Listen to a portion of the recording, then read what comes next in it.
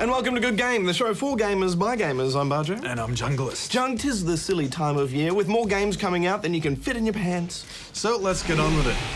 Because sleepers for the week, we've tackled another MMO, Aion. Borderlands is a co-op-based shooter with RPG elements. It's coming out later this month, but we have exclusive rights to give you a sneak look. And we look at the effect that great game music can have on the playing experience. But first, can you guess the game for this week? Can you guess it? Guess it. Guess it. Slip away and read the news, Badge.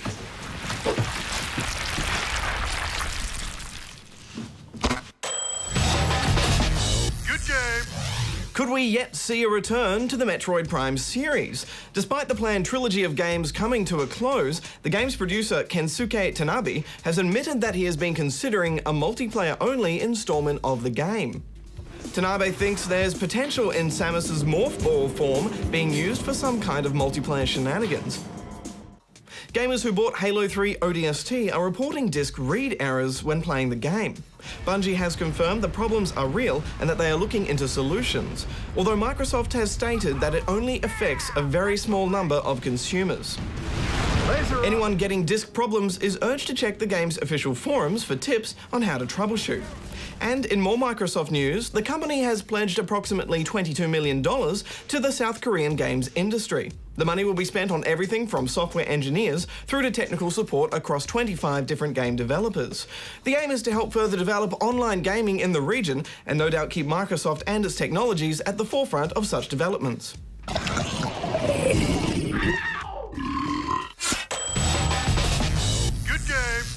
Fresh from a relaxing weekend away solving grisly murders, Professor Layton and his young apprentice Luke are back on the case, investigating a mysterious box that is said to kill anyone who opens it. Kind of like that bad takeaway pizza at my place.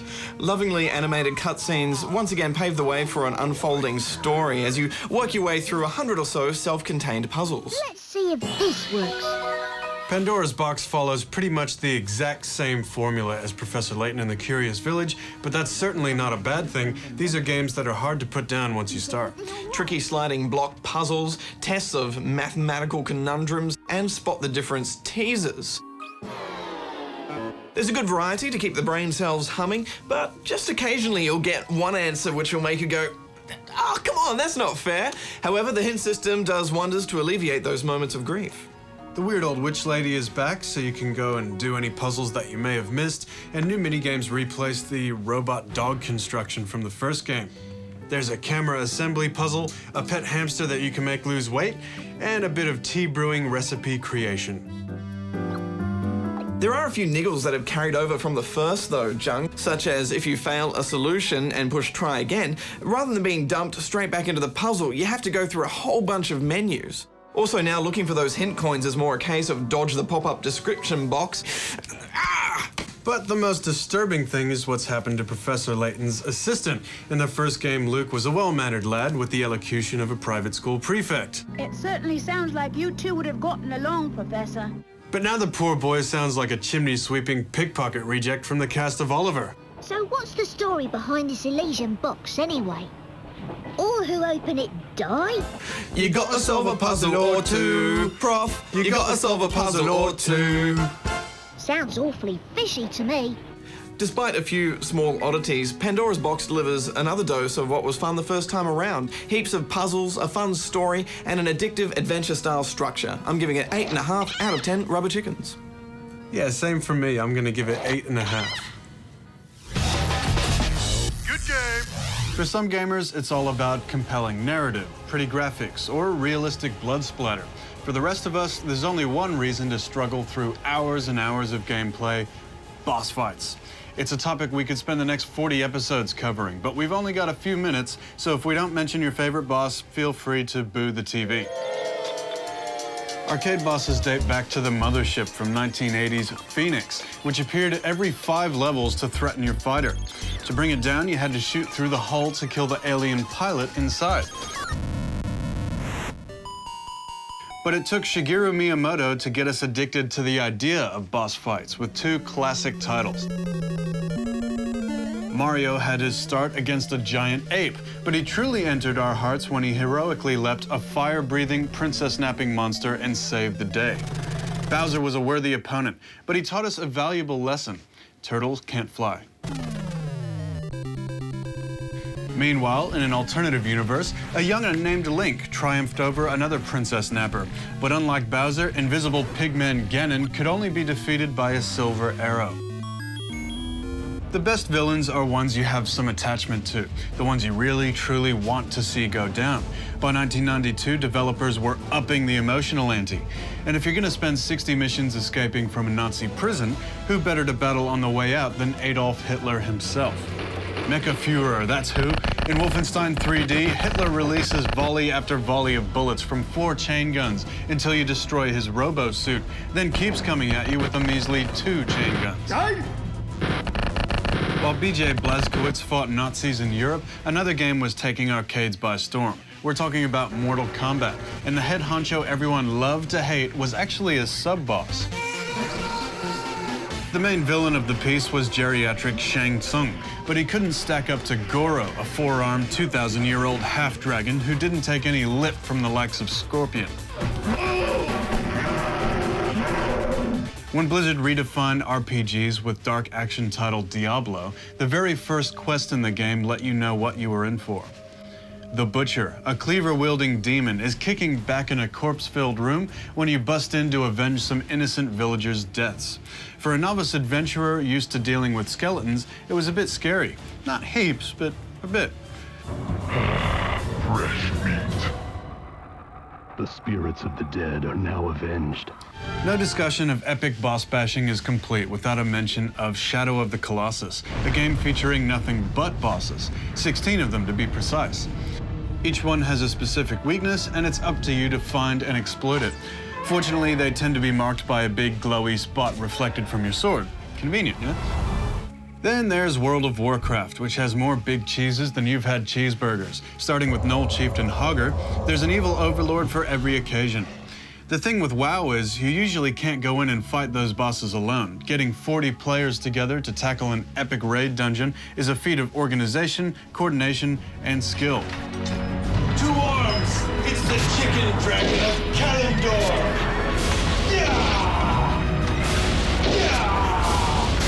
But our vote for the strangest boss battle goes to 1986's Bubble Bubble. To kill a giant alcoholic named Superdrunk, you and your twin dinosaur brother have to drink magic potions that let you blow bubbles with lightning bolts in them. Then you sock him with 60 of those bolts while he hurls bottles at you. Someone at Taito obviously needed to work through some childhood issues. There you have it, 5 epic boss fights and a bonus weird one. Sometime in the not-too-distant future, we'll take a look at the lamest boss fights ever. If you want to weigh in on whether Mother Brain or Nasty Nork sucked more, head to the Good Game forums. Good game! We don't normally have enough hours in the day to do previews of games. We'd rather wait until the code is finished, but with the onslaught of pre-Christmas releases, we thought we'd spend some time with an early version of Borderlands, especially since we've been given exclusive rights to show as much footage as we like. Please accept this Echo communication device and heads-up display, provided free of charge. Now, this is a preview, so none of what you see can really be taken as gospel. In fact, Jung, let's put a preview disclaimer up, shall we? Just down there. No, not that one. Yeah, that's better. Borderlands begins with a bobblehead and a truck full of 4 adventurers, each with their own set of special skills. The Bruiser likes to bash things.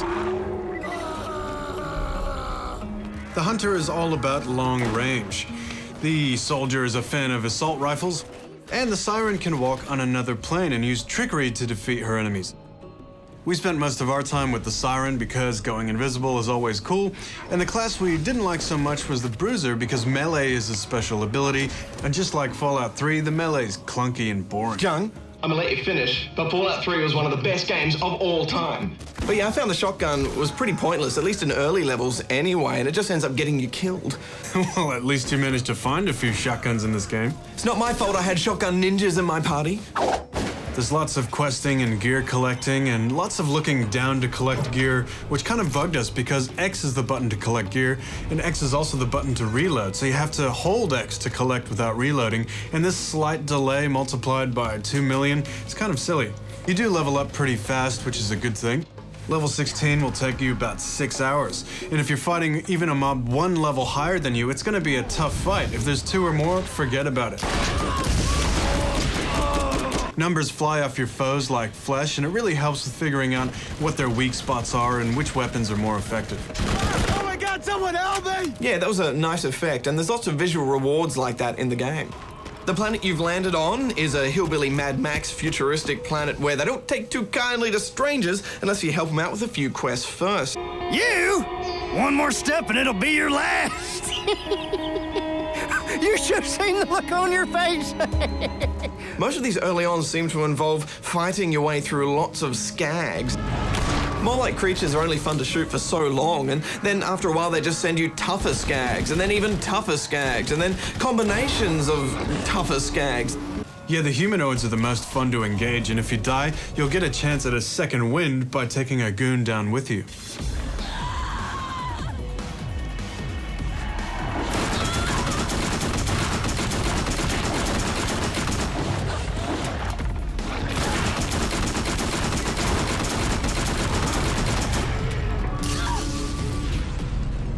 This is a true FPS RPG. Gunplay is solid, and as you level up and collect new gear, you really notice the difference every point you put in the talent tree makes. There's a few different Halo shields that you can get, but regeneration is your friend, so you don't have to spend heaps on health packs. It's been said that there's a ridiculous number of weapons in this game and customized options, and that may be true. We've only discovered a few so far, and we are only scratching the surface with this preview. We have had some fun with the flame repeater pistol, though.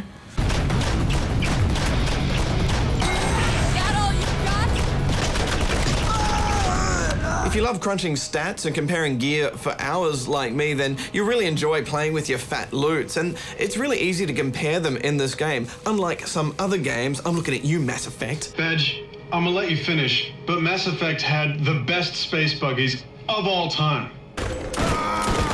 This is very much a co-op game, and it being preview code, we couldn't test out the online, but the split-screen co-op worked great.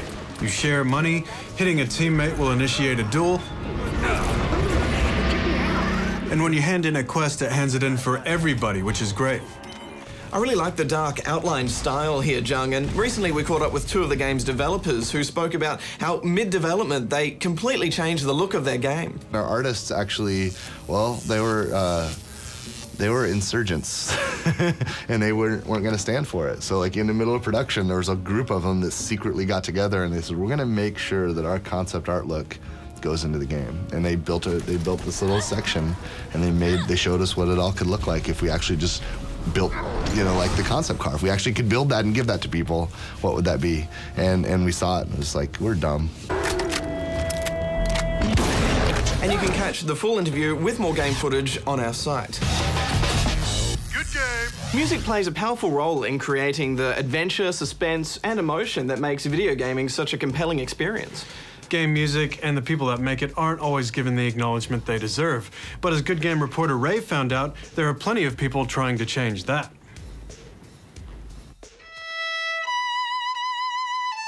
My name is Hiroaki Yura. I'm the director of Eminence Orchestra. My job is to make sure that music survives within our younger generation. And in order to do that, basically we play something that people would understand well from the younger generation, and that is something like games. Every year we play a big concert with a full orchestra called A Night in Fantasia, which basically features anime and game music.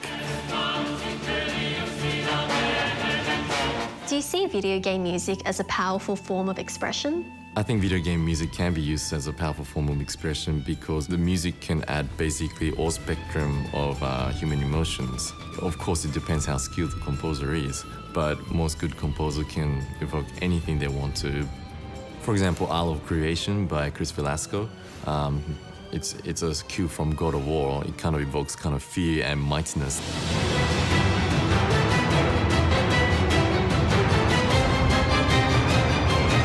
When I was writing the music for God of War, it was my chance to be just unabashedly epic. I think music is very important in a game. You know, music provides sort of almost a touch of humanity to this animated medium. There's a famous quote by Spielberg, I think, saying music and sound makes up 50% of the experience. And I think the same is true in games. I wouldn't exactly say 50% or you know how important music is in video games. It's just an integral part of video games you can't take out. So I've got here Time Scar from the game Chrono Cross. Would you be able to give me a few pointers on how to play this? Well, Chrono Cross is an RPG, and it's supposed to tell a story. So what you want to do is like a storytelling type of music.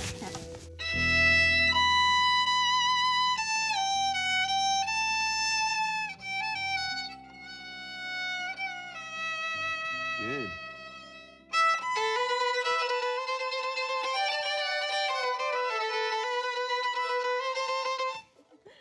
So how do you think I went? Am I ready to join Eminence? Well, I think you need to work on a little bit of your expressions, but let's have a look at our rehearsal and see what you think. Okay, let's go. Cool.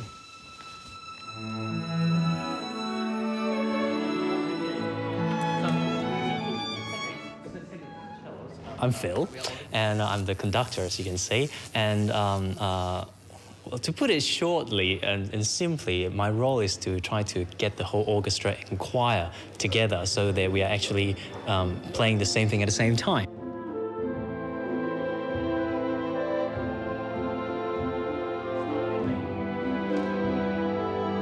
The concept of this concert is that when you're playing games at home or with friends, you don't necessarily notice what's the music in the background.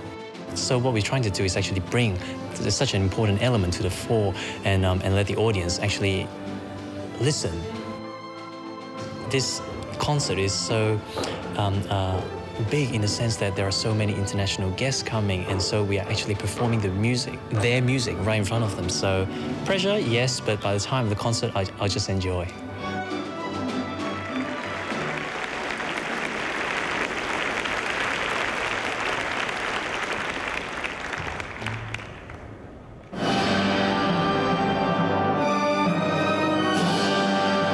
I composed music for the game The Prince of Persia. I composed the music for Fallout 3, the upcoming Dragon Age, and many other games like Crisis, for example.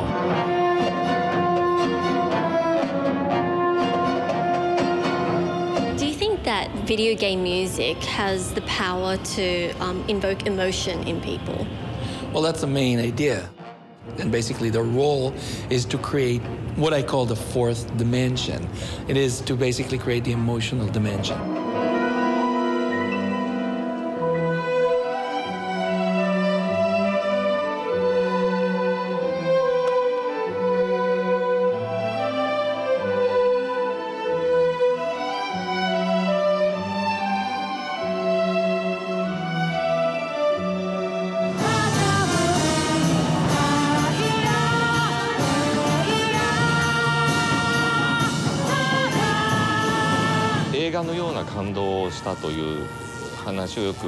I've heard from a lot of people that it gives them the same sort of feeling as after they've watched a film.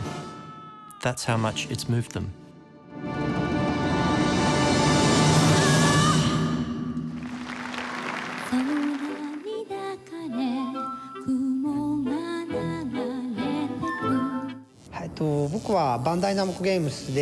I'm a composer from Namco Bandai Games, and my project is Idolmaster. And I've also composed Tekken and Mr. Driller.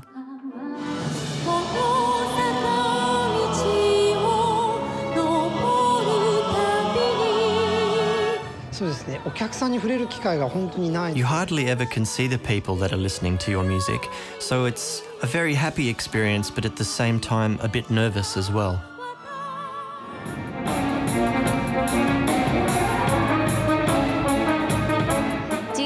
Someday in the future, video game music will be seen in the same light as the music in films? I hope that developers around the world understand how important the music is. Even now, there are very big companies which kind of think music plays such a secondary role, and quite frankly, they're wrong.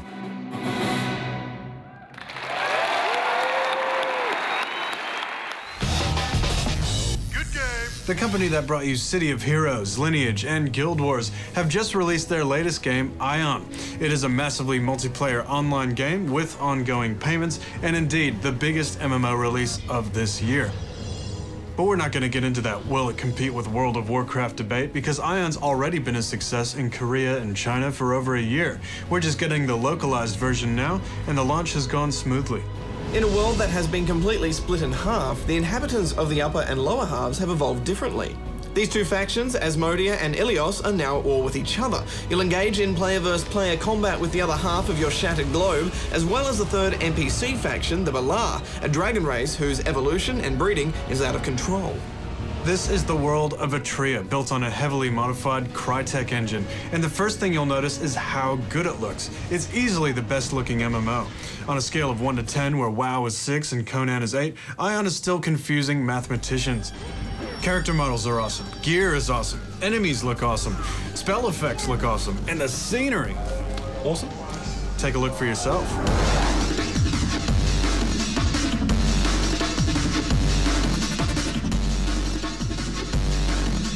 A lot of this world is original with interesting plants and animals, and the depth in character creation is just insane.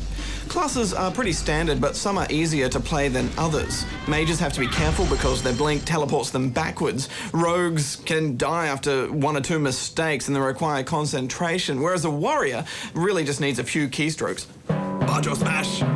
Bajo hungry! In this way, picking a class is much like picking a difficulty setting. But Badge, I kind of like that there was a more challenging class, you know? I mean, grinding is grinding, but my rogue had a bit of an edge to it because I could die at any time. But Aion's main hook, though, is this.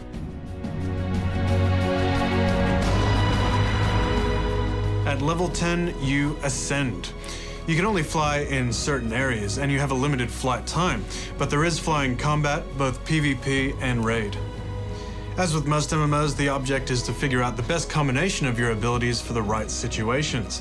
MMOs tend to have repetitive gameplay. A lot of collect 10 of this, kill 10 of that, come back and turn it in. I didn't mind that so much because it can be relaxing after a long day not to have to think too hard about what you're doing. But there's lots of those tricky quests where you have to collect 3 items, but one of them has a really low drop rate. And getting around the place just takes ages because there's not enough flight paths. And when you turn level 15, your main source of leveling is going to be repeatable quests. Do the quest, turn it in, repeat.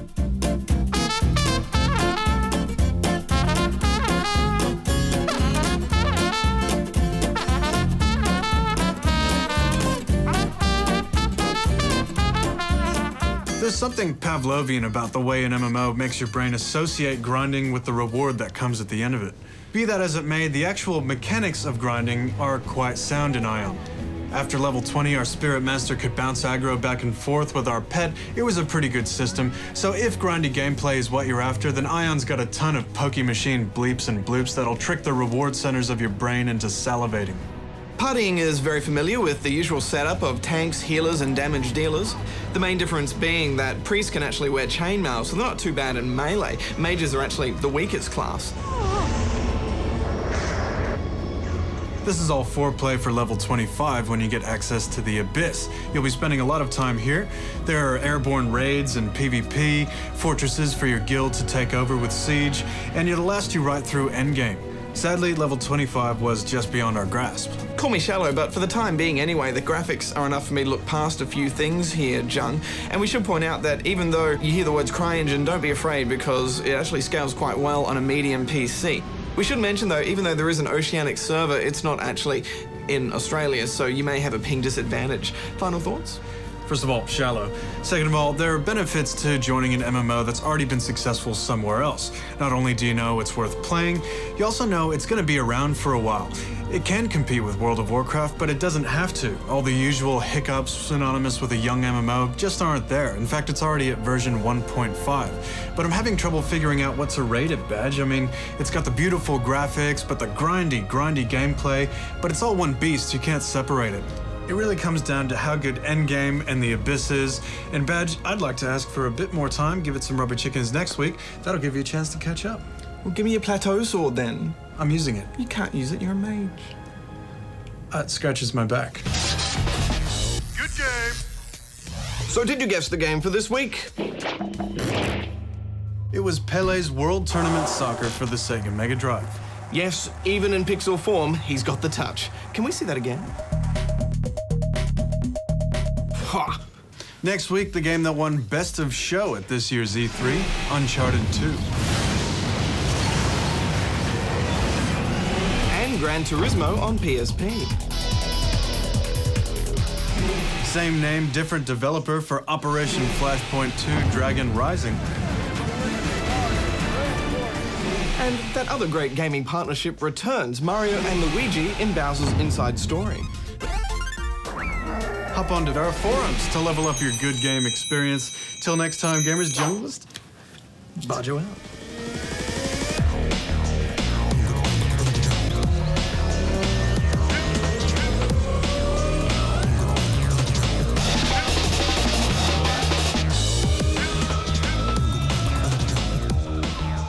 Never gonna give you up.